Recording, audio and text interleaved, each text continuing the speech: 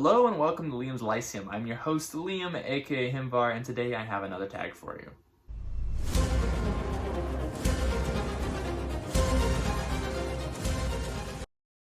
Now this is actually a tag I created, because y'all aren't doing your job and tagging me in tags, so I had to create my own. Just joking. Anyways, I haven't been tagged in a tag, and so I have had a few ideas for tags rolling around, and maybe I'll get around to finishing the other one. I decided real quick to finish this one off because it is D&D December, or D&D December, whatever you want to call it. And so I'm a big fan of the Forgotten Realms. I've read over 50 Forgotten Realms novels. I've played in the Forgotten Realms for D&D. So Forgotten Realms, for those unaware, is her Dungeons & Dragons campaign setting. It has almost 300 novels, anthologies, and novellas set in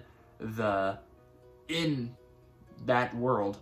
And I mean, the world does have a few continents like Karatur and Zarkara, Mastika, but the main one is Faerun, and it's on the planet of Toril, like I mentioned. And it has tons and tons of written works for it as far as fiction goes, but it also has hundreds of supplements for like campaign setting stuff or just adventures for Dungeons & Dragons, all the way from 1st edition to the present 5th edition, which it is the main setting for 5th edition even. I'm a big fan though, I have been for several years now, I feel like. And so I decided to make a tag.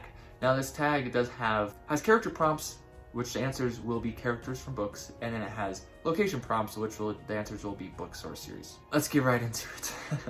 Okay, Drizzt. Name an exceptional swordsman or warrior. So I decided to go with Dakato from King Beyond the Gate, which is a book I recently read. Dakato doesn't actually appear a ton in the novel, but he is considered probably the best swordsman or warrior in the world at the time the novel takes place. Erevis Cale, a character with a haunted past and hope for a better future. So I'm going to go with Dalelands here. Dalelands actually seems like super cheery and bright compared to Erevis Cale. Erevis Cale, especially the later books, are very dark.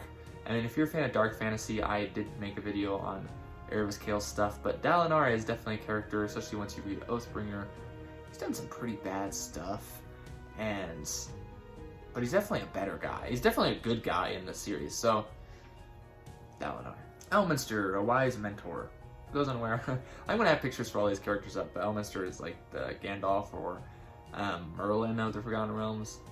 So I decided to go with Dr. Morganus from Memory, Sorrow, and Thorn, one of my favorite characters in the series. And for those who have read the series, you know how much he appears in the series, but still, one of my favorite characters. I think he was awesome. One of my favorite mentor characters. There's mentor characters in tons of books. Of course, most of my answers are going to be fantasy, but I mean, you could probably take apart some of these for sci-fi, I think, too. Seven Sisters, a favorite set of siblings or family. So this one felt kind of like cheating, because I'm not putting the Seven Sisters in my answer, of course, but I am going to put another family from the Forgotten Realms, and that is the Carvers of Waterdeep. This is the family that they're the caretakers for the City of the Dead, which is the graveyard for the City of Splendors, Waterdeep, one of the biggest cities in the Forgotten Realms that everyone knows about.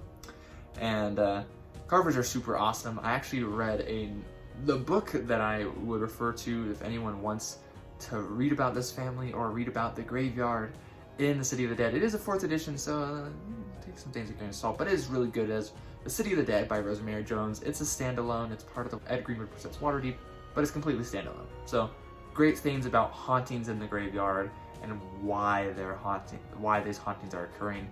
And it follows a young woman who is a member of the Carver family, so really great. Then we have Minsc and Boo, a hero with an awesome sidekick. This one's gonna make some people mad, but I'm gonna say Frodo and Sam. Sam is totally a sidekick, but they're the best one in my mind. Yes, that's just the way it is. Of course, that's Frodo and Sam from The Lord of the Rings. Do I need to say that? We got Alias and Dragonbait, a great duo. So not just a hero with a sidekick, we just have duos. We have an equal partners. And so I decided to go with Fafhrd and the Grey Mouser, of course. If you've been watching my channel, that's not a surprise at all. There's, of course, Fritz Leiber's famous duo of sword and sorcery fame. Amazing stuff. And then the last of my character prompts, we have Manshoon, a villain you like. Also one from Forgotten Realms. Is Rivellin Tanthul. One of my favorite series I read this year was the Twilight War trilogy. And Rivellin is kind of an interesting villain because he's not 100% against the heroes. And the heroes are very great. This is dark fantasy, the series of the Twilight War trilogy. Rivlin Tanthul is a prince of Shade. He is a Shade. He's thousands of years old. And he is a high priest of the Lady of Lost, a goddess Shar, who is basically just, her doctrine is nihilism, and it's pretty interesting. And there's a lot of great lines from Rivlin in the series, even though he kind of works with the main characters at some points, but he's also against the main characters, as he's kind of part, like, it's really interesting. I don't want to spoil too much, but he's a great evil bad guy, I guess. He's totally evil. There's no way around that one. He killed his own mom. Anyways, now we're on to the place prompts. So I'm going to start with, like, city-states, sort of, and then go on to countries. Neverwinter, Jewel of the North. A setting or series of books not as grand as it once was. Now, I feel bad about this one, kind of, but Neverwinter, you know, it kind of faded. And I think, while this book series probably won't fade from popularity unless it gets even worse, it definitely has faded in a lot of the eyes of readers and some such. And that is A Song of Ice and Fire by George R.R. Martin. I've read the first 3 books. I do plan on getting the books 4 and 5, but to be completely honest, like, I'm not even super encouraged to, because I have no clue when book 6 is going to come out, let alone book 7. So, that's just me though. Waterdeep, City of Splendors. Name a book focused on one city primarily. My choice for this one would be Mistborn, The Final Empire, which of course, I believe, if I'm remembering correctly, takes place entirely in Luthadel, the capital of the Final Empire. Great story. What can I say? It's a nice YA, kind of good for introduction to modern fantasy. Then we have Baldur's Gate. Name a setting where darkness lurks around every corner. So I decided to go with more of a recent read, a darker read. That would be The Jupiter Knife by DJ Butler. This was a fun, rural fantasy as it has been described, and it's pretty good. So I would suggest it to anyone who likes urban fantasy or historical fantasy, because it fits both of those. Candlekeep, a book that makes you think. So I would go with Book of the New Sun by Gene Wolfe. I've only read the first 2 parts of this, which would be The Shadow of the Torturing Claw, Conciliator, hoping to finish soon with parts 3 and 4. I spent so much time thinking about this book while I was reading afterwards. I didn't think about any other book more this year, though there was one book that did make me think a decent amount, but not as much, which would be Gardens of the Moon, which was the first Malazan Book of the Fallen. Icewind Dale, a chilling book. Now I meant it that you could fill this prompt however you wanted, which are, like, it's in a cold setting, it's creepy, it gives you just the chills. But I decided to put The Coming of Conan the Cimmerian, which was just awesome, and it's chilling in a few ways, to me at least, where it's just the swiftness, the broadsword riding as it's described of Howard is just uncomparable really to anyone else. And Conan is such an awesome hero, plus the cosmic horror elements, and you really get a chilling book. I feel like I need to make some videos describing some of these settings so some of them make more sense to people who are not familiar with them. Cormyr, a good Arthurian book.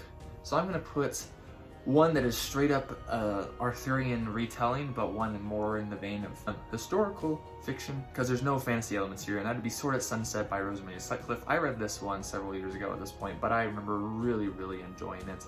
And one of my favorite reads at the time when I had just finished reading The Lord of the Rings, so there's that for you. Calimshan, a book with a great desert setting. So here's my one sci-fi book I have to mention, and that is Rando Splicer by Joel Shepard. This is book 6 in the Spiral Wars. A good chunk of it takes place on a planet that has a desert on it, I could put it that way.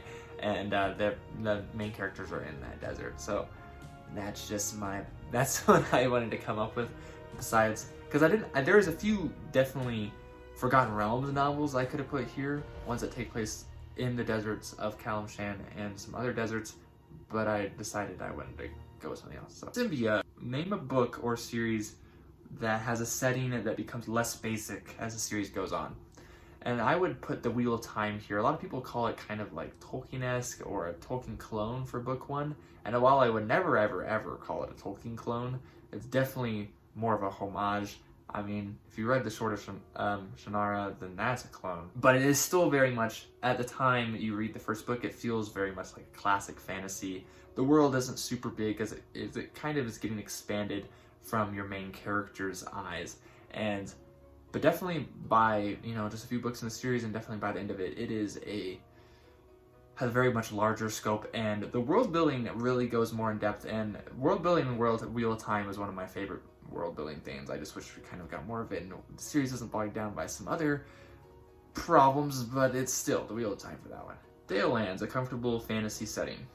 So I recently read Oath of Swords by David Weber, and it was surprising to me how much it blended Tolkien-esque fantasy with sword and sorcery, which is exactly what a D&D novel feels like. But it felt very much like a D&D novel. I don't know if that's what he was going for, but that's what he got. And so that just was a comfortable setting for me. It was a comfortable world to be in. Even though it was slow-paced, I really enjoyed reading it.